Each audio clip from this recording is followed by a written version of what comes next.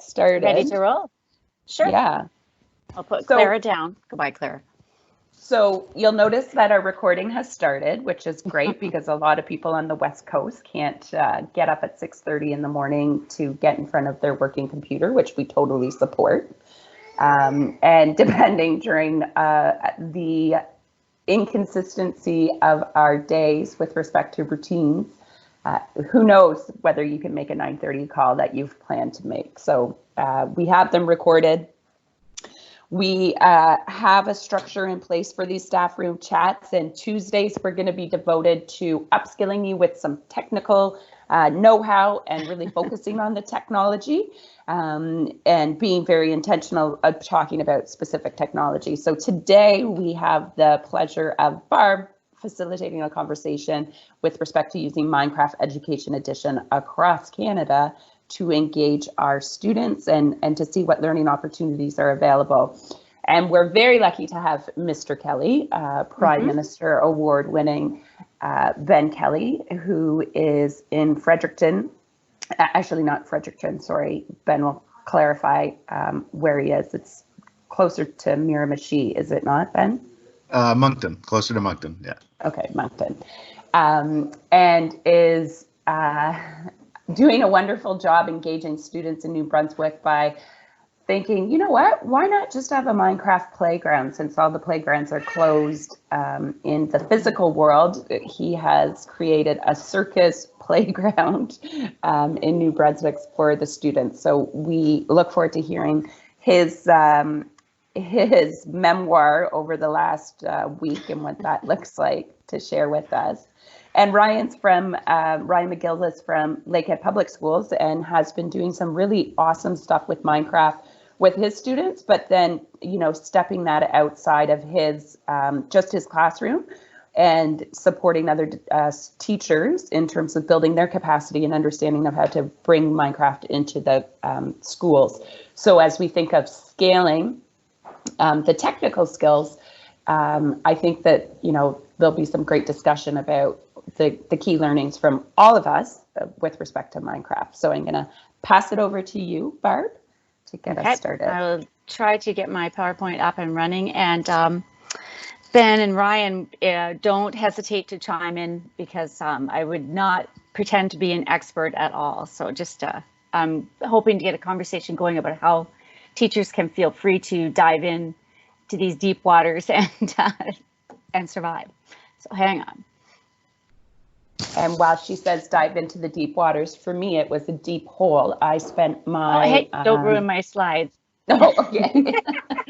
Okay. Well, I'll say that when I started getting onto Minecraft Education Edition, there was a conference called Connect, which is in Niagara Falls, and they are obviously an education technology conference. And I asked my neighbor, who was in grade 3 at the time, if she would come and present with me talking about how she uses Minecraft.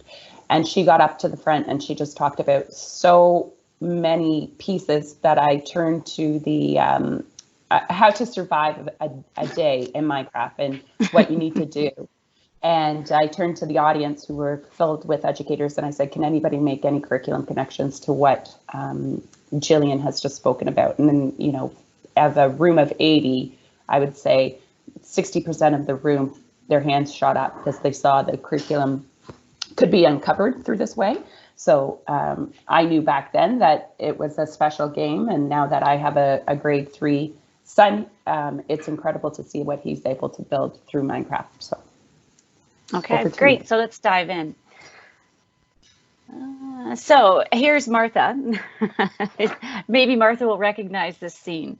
So when I was teaching grade 6, I had many kids in my class that were really keen and they were like, you know, awesome kids. And they kept telling me, you've got to try this game. You got to try this game. It's called Minecraft and it's just awesome. You got to try this game. So I dutifully downloaded it onto my phone and we're out on yard duty one day and I'm playing and here's where I am at the bottom of a hole. So I'm like, oh, and I couldn't get out. And of course, there's no instructions because you sort of figure it out on the fly. And like, I'm not a fan of this at all. So I turned it off. And that was that for Minecraft that day. And the next day, here I am with my creepers. And this is a skeleton. he's burning up because it's broad daylight, of course. And I'm like, what is this? Like, I haven't even, you know, done anything, and I'm threatened with death, and oh my goodness, this is a dumb game. And so I got put away for the next day. And that was my history of Minecraft with my grade 6 friends. They kept saying, play, play. And I kept saying, no, this is just dumb. So then one day I saw the light. And by seeing the light, I mean, I started talking with teachers that were using Minecraft in their classrooms. And they were using it successfully as a learning tool. And I'm a former learning math learning coordinator, and I know all about using math tools in classrooms and how sometimes it's a hard sell. And Minecraft is not a hard sell. And if we can encourage teachers to use it as a learning tool, they too might see the light as I did. So how did my mind get changed? Well, I saw my grade 4 friends using Minecraft to explore those ancient civilizations and being able to dive right in and actually build those buildings that they were seeing in ancient Japan.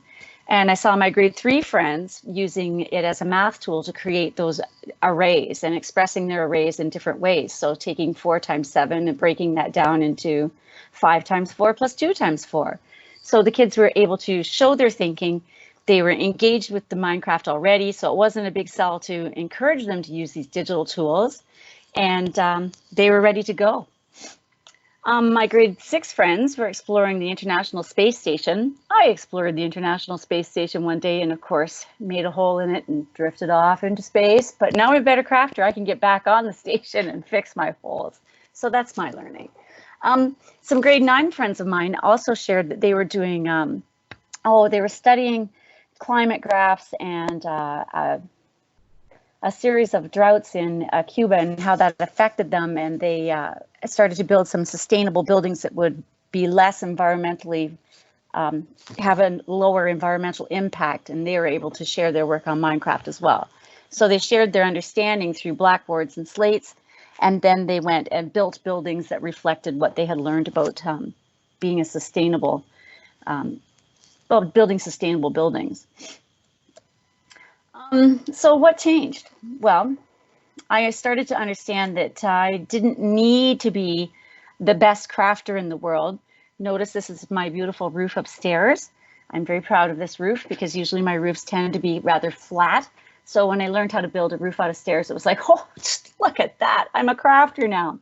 But I realized I don't have to be the crafter. There's a classroom of 30 kids. There's like 25 crafters in the room. They don't need one more crafter.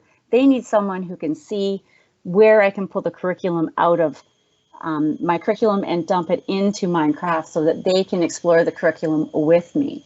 I just need to have the pedagogy and the understanding of what I'm supposed to be teaching, and then I can use Minecraft as a vehicle to do that. Oh, and a word on accessibility. I hope Dustin's watching because he's going to be stoked about this. All of our classrooms have kids with so many things going on, and they all need different supports, and even I need different supports. So just a little bit about accessibility.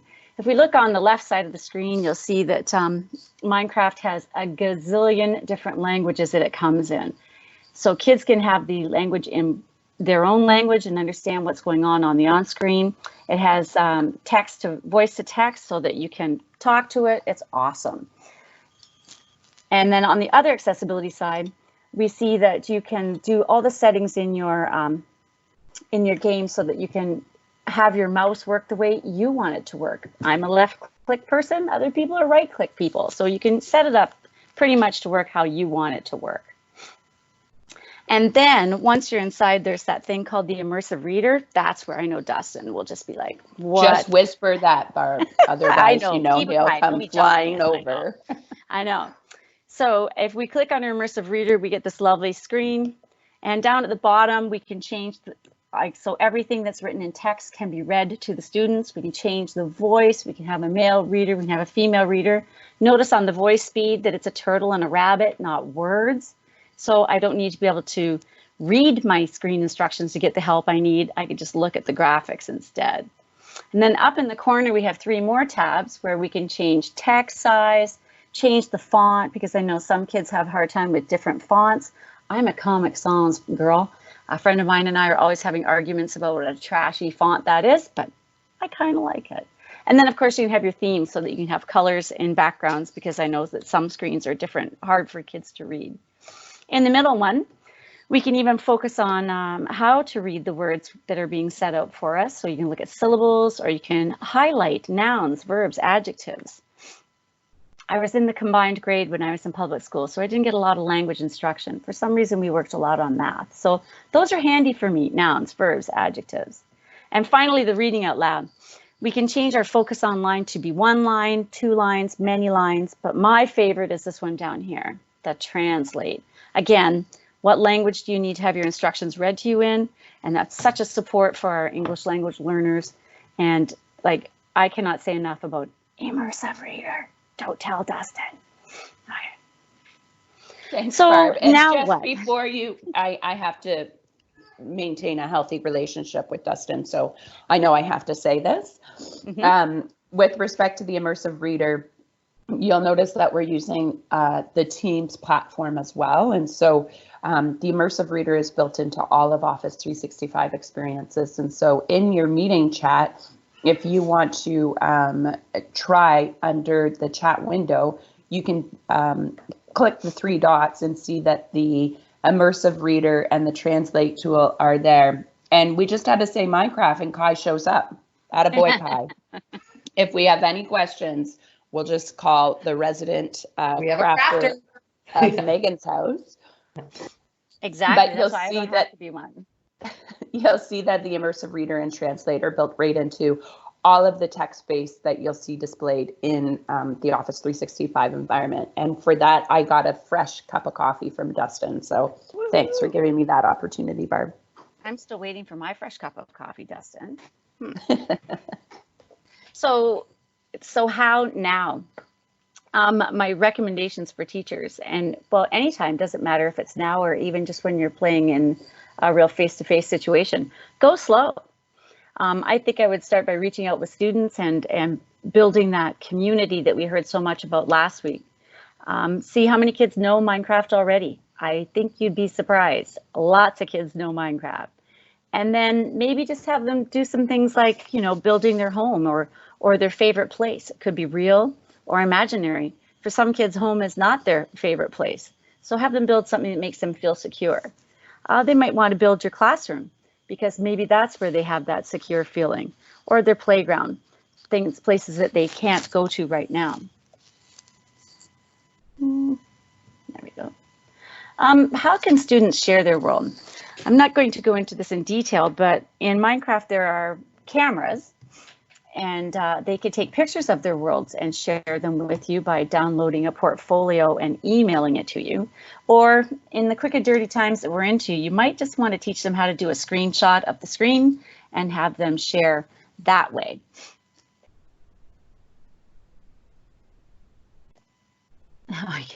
And then what's going on with collaborative builds? One of my favorite features of Minecraft is the ability where kids can share their worlds.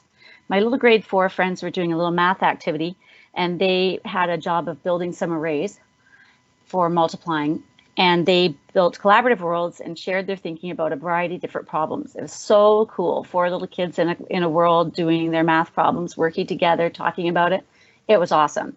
But we're not so able at the moment to be in our world, but this tweet shows that if you're in the same tenant, you can set up a Minecraft world that you could share, and your class could all be in one world together.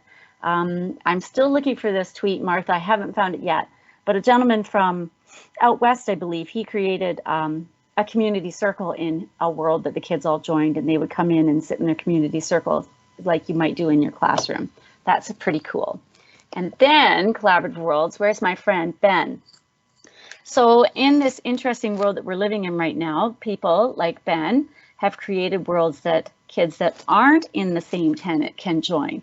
So Ben, if you'd like to chime in now, this would be a great time to hear from you. All right. Hi, guys. Hello. So, Hey, Ben. yeah, perfect timing. The kid comes and asks for a snack right at that moment. So what are you making? I need a list of snacks. Oh, for right now, it's goldfish until I'm done here, and then I'll Yes. Yeah. Yes, Ben. This So- is called your coworker.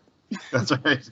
So we could talk about Education Edition all day long, but the problem is we can't run a server, a massive server with Education Edition because there's a 30-player max.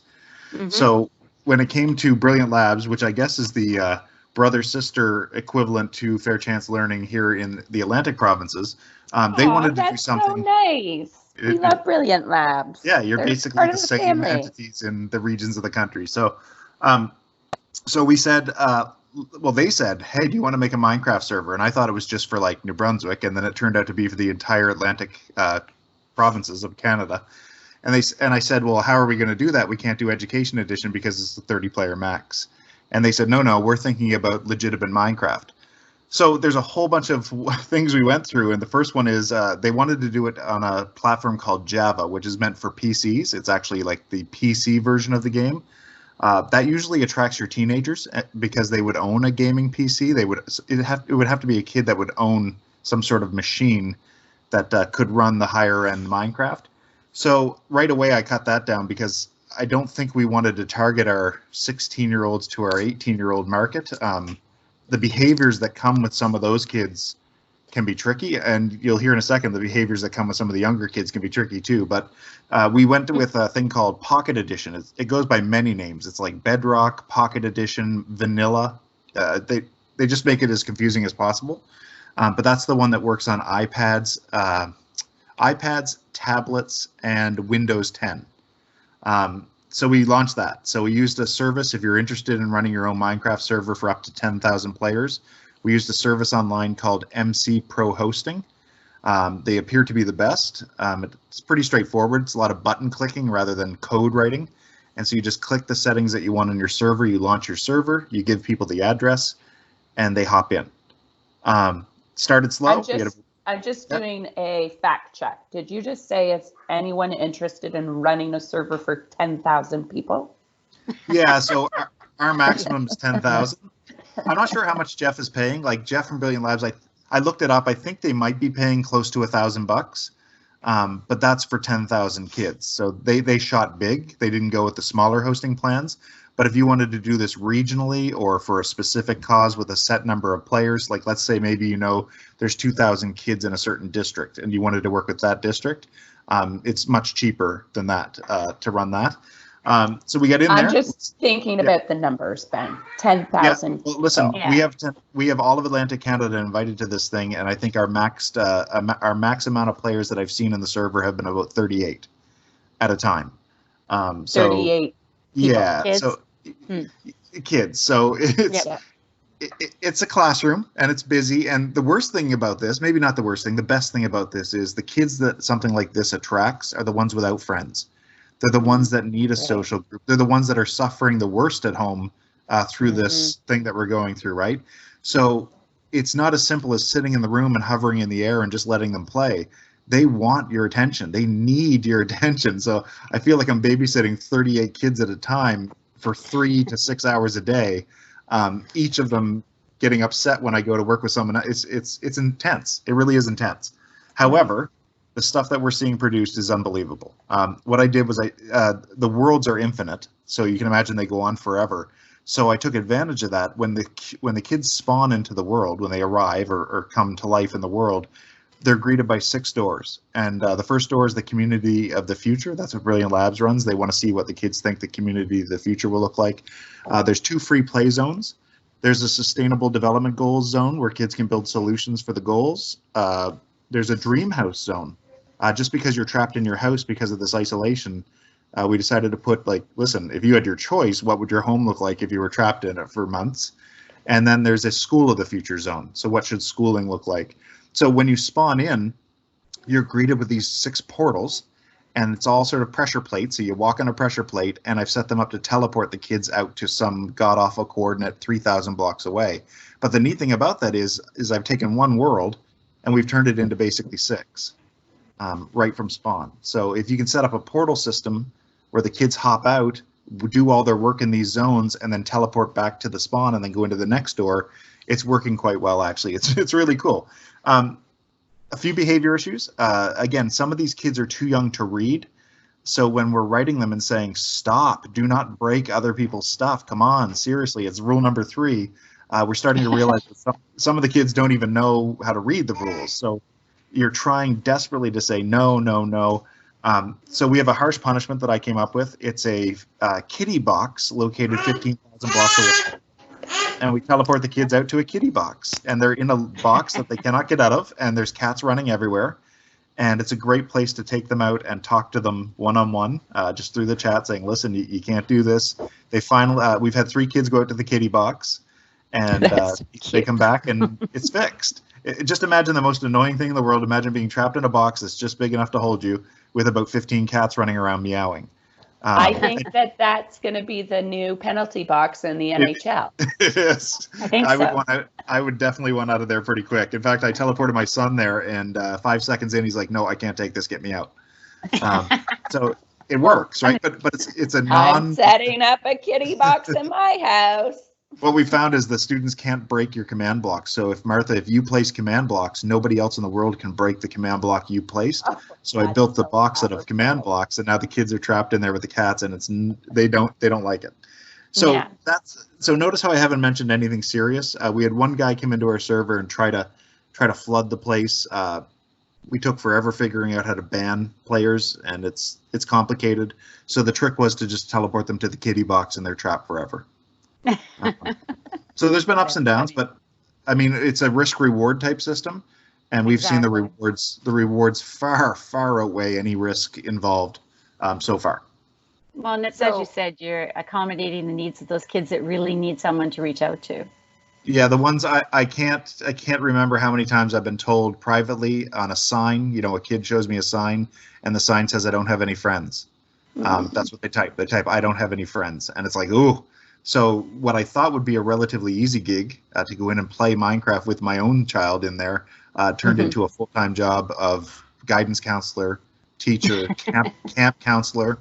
I'm basically everything in there. I've started to run fireworks at a certain time every day and let different kids blow them up in front of the Brilliant Labs logo, just to have events, because the kids want events. They want stuff like that. So if you are going to go ahead with this, it's not a passive thing where you just launch it and let it go. You'll need to have a camp counselor in there running daily events at 10 a.m. and 2 p.m., that type of thing. And we found only keep it open during the hours of school. So ours is open from 9 to 3 daily, because anything outside of that you can't watch, and that gets a little scary. So that's what we're doing. I'm doing a whole bunch of Minecraft education stuff as well, but this is the one that we've opened for our region. It's working, and I guess we're not getting thousands of kids, but remember, for those 34 kids, it means the world of difference. At 9 o'clock when I launched that server, they're in there before me. So they're sitting there just waiting to get into that server, and they're starting to grow up. They're starting to welcome people to the server themselves. So you're starting to see these kids that arrive with no friends being the ones that are welcoming people, showing people around. It's quite good. So that's Ben, awesome. You talk about rule number 3, though. Do you have top 10 rules? What's your rule number 1? There's basically about 4 of them. One is don't go invisible. Just because when you go invisible with potions, it makes it really hard to read their names. So if they start doing anything that you need to communicate with them for, they're invisible. You can't tell who they are. There's a quick code you can run. It's /effect @clear, and it clears all effects from players. So that's a quick way of getting out of that situation. But there's other rules, like if you break it, fix it. So if someone walks by your house and breaks off a piece of wood, we're trying to create the culture where you stop and find that piece of wood and fix it. There's respect others builds, of course. And it's see how simple they are? Like, it's very simple. Respect others builds. Don't go invisible. If you break it, fix it. And I think there might be one more thing, but it's obviously not important enough for me to remember. That's so cool. Okay, thanks, Ben. Let me see. So where can we learn a little bit more about Minecraft and Education Edition, and where can teachers start? I follow at PlayCraftLearn on Twitter, and every day I'm seeing tweets that remind me of something. For example, the social emotional learning one is an awesome world that you could have your kids dive into and work their way through. The great thing about these worlds is that they're created. So unlike Ben's world where people are doing all the creating, these ones are created for you, and you can have your kids just go in and follow the instructions that NPCs are giving you and boards are giving you, and work your way through learning about social emotional learning. You can also learn about chemistry. I don't know about your schools, but my schools always seem to be very lacking in their equipment in this sort of subject context. And it's great in Minecraft because in creative, you always have everything you need. And then you can do some messing about and learning about chemistry without actually having to worry about blowing up a classroom. Oh, the Code Mage was one that I tweeted myself. I wanted to get into learning a little bit about using Make Code and Minecraft. So that was one that I thought might be a good one for kids as well. Let me see, and digital learning. So learning a little bit about digital citizenship. This one is really important, especially as we are entering into a lot of online learning. This might be an awesome lesson that you would want your kids to experience. Ben shared this morning, the Mars pack is being released. So if you're tired of life on Earth, maybe you could go check out Mars and see how things are going there. And finally, a little article that hopefully some of my colleagues might put the link into the chat. If you want to think about distance learning and a little bit more about Minecraft as an effective tool, this might be an article that will help you with that. The Minecraft website is just chock-a-block full of things that you can learn about Minecraft education in the classroom. So there's all about how to set it up, all about classroom resources, lessons, worlds, the whole Minecraft community. People are more than willing to share what they're doing and support you in your journey. There's support. Those guys, I had a question just the other day and the Zendesk was back to me and we both had a laugh because I just totally forgot where I could find the information, and they get back to you and you're on your way again. And then setting up your classroom. So if you have a chance, the gift of time, make sure you check out this website. It's full of information for you. And oftentimes I'll find something happens and I need a little tutorial to help me. The Learn to Play YouTube videos are excellent. They usually range from less than a minute to 2.5 minutes long, and it shows you how to use the camera in Minecraft or how to get that portfolio up and running. Easy, great little videos that you can watch in no time and learn lots about how to use those tools in Minecraft. You might be interested in signing up for an FCL webinar. We're hosting another one on April 7th, so you can jump into our Fair Chance Learning website and sign up for a webinar and learn. This webinar that's coming up is just all about the basics, setting up your worlds and the different settings and laying your first blocks and getting into that whole crafting piece. And finally, don't hesitate to reach out. There's so many people out there that have lots and lots of knowledge, but if you're just at the starting edge and need some help, don't hesitate to reach out and we'll get you on your Minecraft journey. And Martha, going back to our group. Thanks, Barb. So it's really interesting that there's 38 people at a time, because with Minecraft Education Edition, you can put 30 people in a server. So I think that there's lots of opportunity to try that out. I know District School Board Niagara, Kyle and Dan were playing around with the concepts of, bringing kids into an environment, but I love it's like story starters that Ben had offered in terms of the, what would your dream house look like if you were stuck for a month? Like, I could invest some time into that. Titus is asking whether you can collaborate across boards. So currently you have to be within the tenant of Office 365. So if you're District School Board Niagara, everybody in that district can collaborate with one another. That being said, I think what we've seen from the leadership of Brilliant Labs is that there would be opportunities to spin up servers if there was like a provincial project that organizations want to get around or get support on. So that is something that can be done. There's a great organization called ECNO in Ontario, which is an IT consortium, and they have been open to the idea of running a server. So that's something we can consider. I know that Ryan is here. So Ryan, I don't know if you would have an opportunity to share some of the work that you're doing up in Lakehead Public Schools, but we'd love to hear that, especially the scaling of professional learning that you offered through Teams, because that's a really unique way to think about the virtual experience. Sure. Yeah. So in Thunder Bay, there's actually quite a few people in the last little while who have been starting to get more invested with Minecraft, and I saw Chris is in this call as well. And that was kind of where I got introduced to it. Chris is probably doing push-ups with his entire family on his back, and maybe a sofa, just showing up the FCL crew.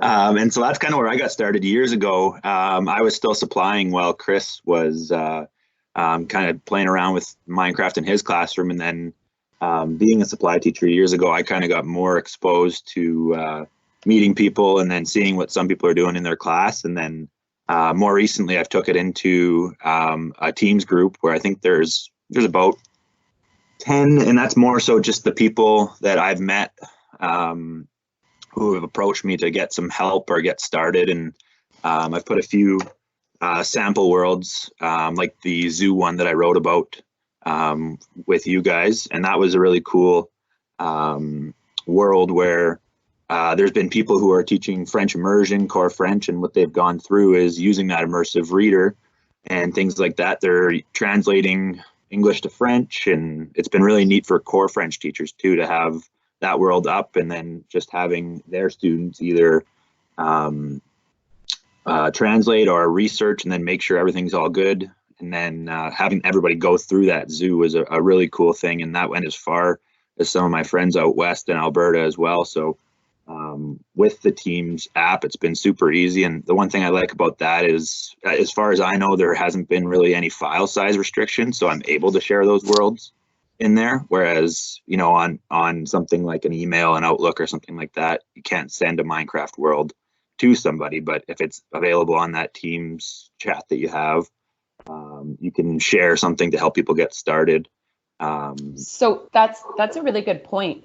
So are you sharing, like, does Lakehead Public Schools allow you to share with guest access? I had one person or DM me on Twitter about getting access to that group. As far as I know, you can. He never ended up joining, so I'm not sure if it was an issue on his end or my end, but I haven't heard back from him. But as far as I know, you can have guest access. But yeah, the only people I have in there are people who have Lakehead board accounts. It just so happens that one of them's out west. He technically still works as a supply teacher for our board. So he has an email where it works.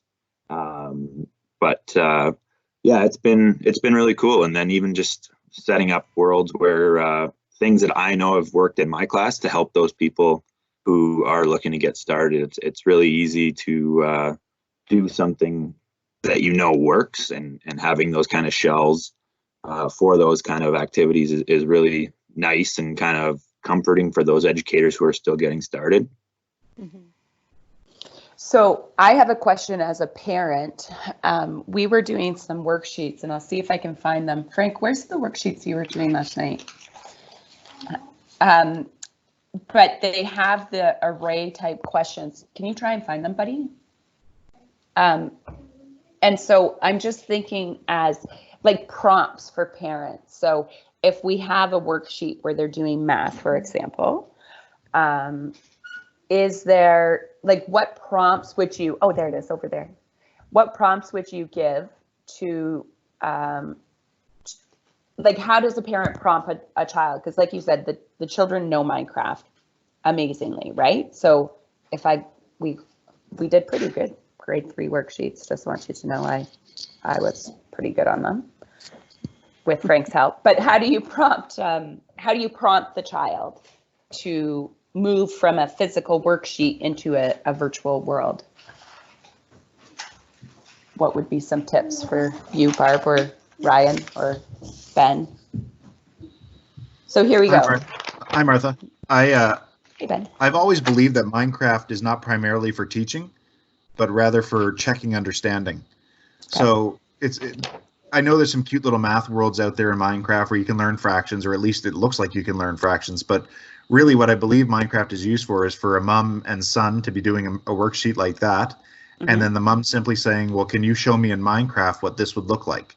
Or could you show me in Minecraft? And then you get that. It's almost like those manipulatives that math teachers use. Well, Minecraft is just virtual manipulative.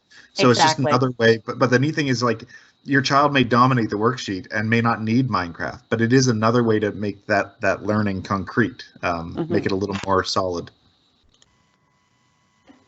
Okay. And I think what the important part is to what Ben is saying. A lot of times when you have your manipulatives out, it's how the student uses it more than the actual outcome. So if Frank was trying to show you how you regroup to do your subtraction or whatever that was that he was showing us, he would have to set up his rows of 10, and whether he does that like one at a time tells you something versus whether he lays out 10 in a hurry and then takes away whatever he needs to take away. It's a lot about how they use them that you learn what they understand. Okay. Cool. Yeah, for me, like I've done more stuff around.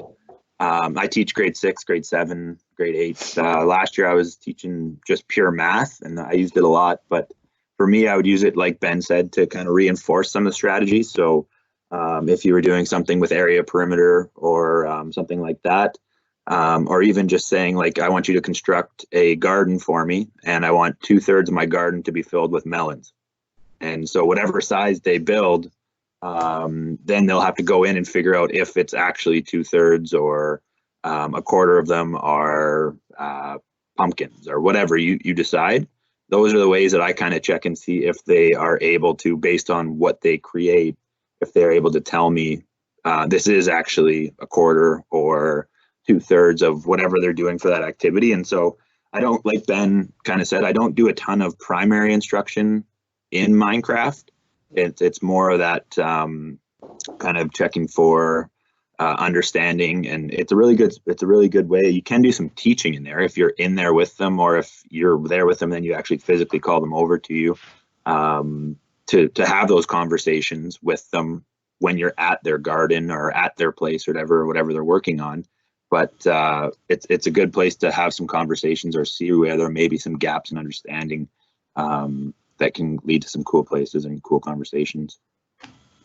So, and then, like, I mean, making thinking visible is really important, obviously, but what do you use to capture? So if we wanted them to do a little video recording to explain their thinking, on a Windows 10, I know you can do like a Windows G to record, or it prompts you saying that you can do that, but is there a best practice with respect to screen recording?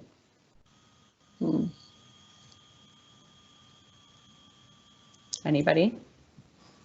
Well, on iPad and Mac, it's ridiculously easy because they have the iPad has the built-in screen recorder. So any kid using iPad automatically has a screen video recorder built in.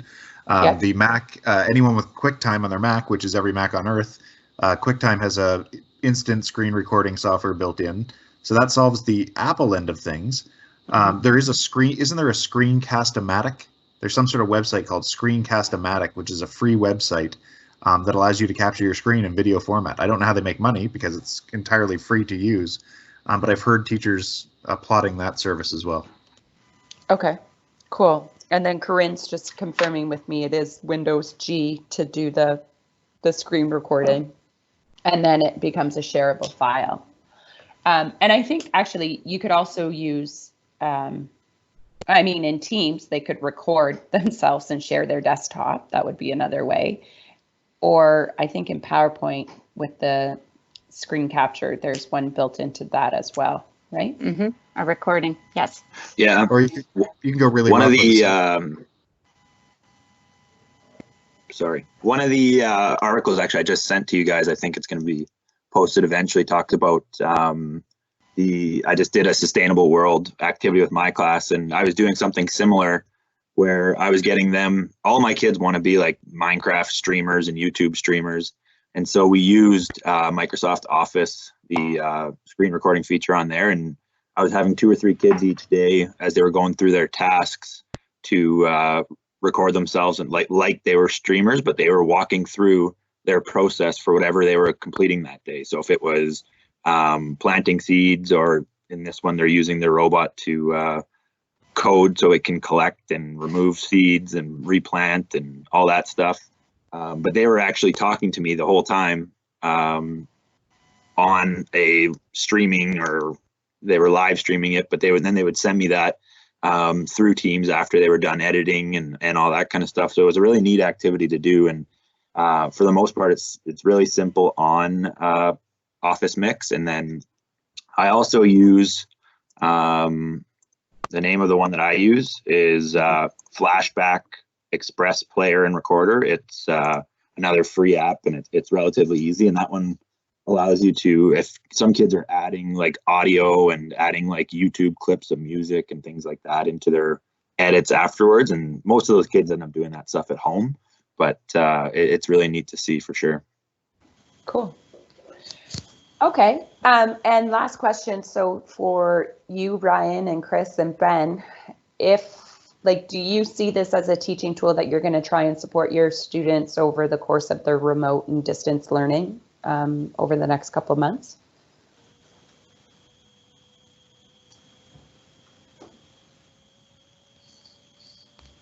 Maybe, possibly, don't know yet. I think. Yeah, I'll go first. Okay, go ahead. Sorry.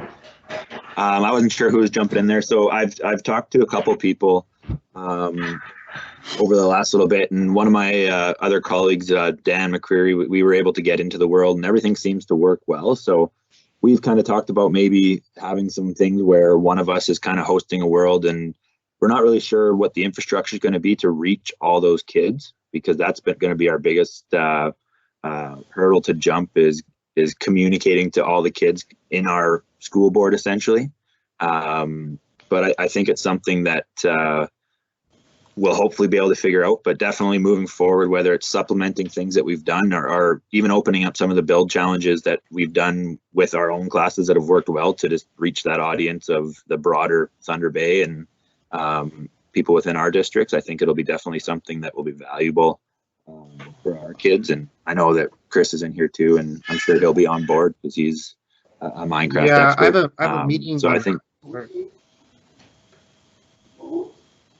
What's that, I have a Chris? meeting on Wednesday. I'm just waiting to see what we're going to do for our students outside of our community, because our school is the access point for a lot of them for internet service. And if we're going to share out devices, or if we have some plan around that, I'm waiting to hear what we're going to do with that, so if I can get the Minecraft to them, I'll definitely do it for sure.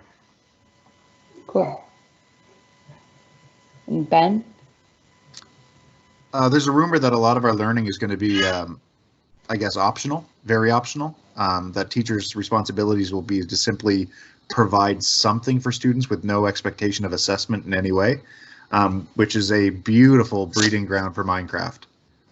When you have those type of limits set, but really not set, it's kind of an open playing field. So I will be bombarding New Brunswick education with Minecraft resources. I've already started, and I hope they'll pick up on some of the sustainable development challenge cards, or again, the Mars pack that you saw. I'm just going to start hitting New Brunswick with that stuff and hope that someone bites. It's like fishing. Right. And your son does that better than you as well, right? Yes, he catches way more. In fact, he caught a saddle today from the water, which is really weird. Whoa, are you ice fishing? Oh, no. We don't fish in real life. We fish in This Minecraft. is Minecraft. Yeah. But What do you mean, going outside? No, we don't go outside. I've seen you do that, though. Yes, we do fish, but it is definitely not the season for that right now. Right. Okay, just checking. Well, that was awesome. Thanks, everybody, for contributing. This is recorded, so Megan will be getting it up to share out. But as Barb said, if you want to try your technical skills, develop like how to place your first block, how to spend a cold night in a hole, then feel free to join us on April 7th. The event sign up is there. It's free. Share it with your colleagues if you're looking at, getting your professional learning network going with respect to Minecraft. Make sure you follow Ben and Ryan and Chris and their journeys in our blog. We try and share as much as possible, but also reach out and let us know how we can help you play around and test your thinking to set it up to give your students an option for learning. But I mean, it's not just an option for learning, as Ben mentioned, it's a connection point. So from a social emotional learning and just well-being side of things, I think it's incredible the work that Ben's doing just to hold space for these students who feel like they need to be connected. And it's pretty awesome that this virtual world's allowing us to do that. So thank you, everyone. Enjoy your Tuesday, and check back tomorrow where we have Kim Kirk talking about the 7 teachings from an Indigenous perspective. So those are going to be, that's going to be a powerful session as well. And we look forward to seeing you again. Thank you, Barb.